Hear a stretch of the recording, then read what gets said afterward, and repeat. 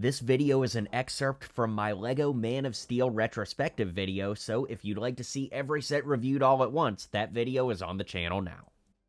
So this is the Superman Metropolis Showdown. It retailed for $12.99 from April of 2013 through November of 2014 and had 119 pieces, and yeah, not too bad all things considered. Pretty great to get the two main characters, the hero and the villain from the movie, and some side builds, but we'll start by taking a look at those side builds.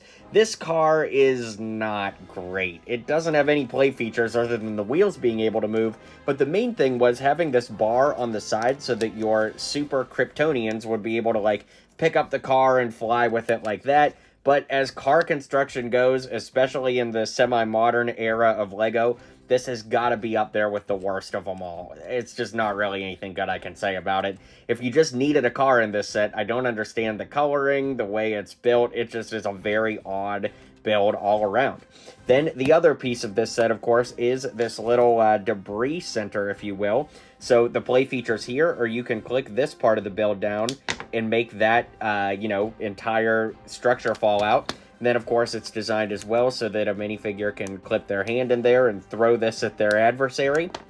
And then, the only other play feature, as far as this part is concerned, is that this is kind of like a jumping, I don't know what you would call it, but like you could put a minifigure on there and have them leap into the air. But beyond that, that's about all there is to say for the set. At $12.99, I feel like this is one that people were 100% buying just to get the two main character minifigs, so we'll go ahead and take a look at those up next.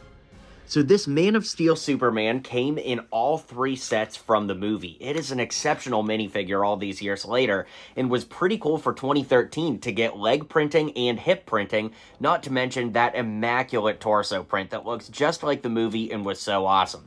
Of course, this was back in the day of paper capes, which was really nice, which we could turn around to see a very detailed print on the back of the torso, which, sadly gets covered up by the cape, but kind of a necessary evil. And then, of course, we got that S-curl hairpiece on Superman, which has come and gone over the years. Sometimes LEGO used it, sometimes they didn't. But on the reverse side, we got these angry red eyes, which looked so good and were so menacing. Absolutely love this minifig all these years later.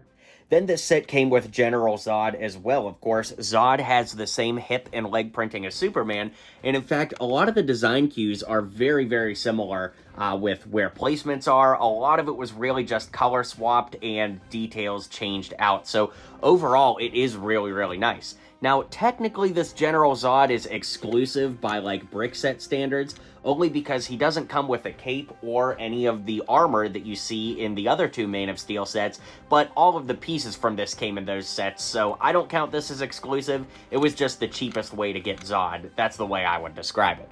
That being said, he also has a double-sided head, which is really nice, and he has those matching angry eyes that Superman has on the other figure. Overall, a really, really great figure, and again, he did come in all three sets just like Superman. It's just in this one, he has the least amount of additional accessories. Alright guys, so that's going to bring us to a close on the Superman Metropolis Showdown. This was a pretty cool set back in the day. For 13 bucks, it's hard to argue with. So let me know if you had this one, what your thoughts on it are, and of course, check out my Man of Steel retrospective to see all of the sets reviewed in one place.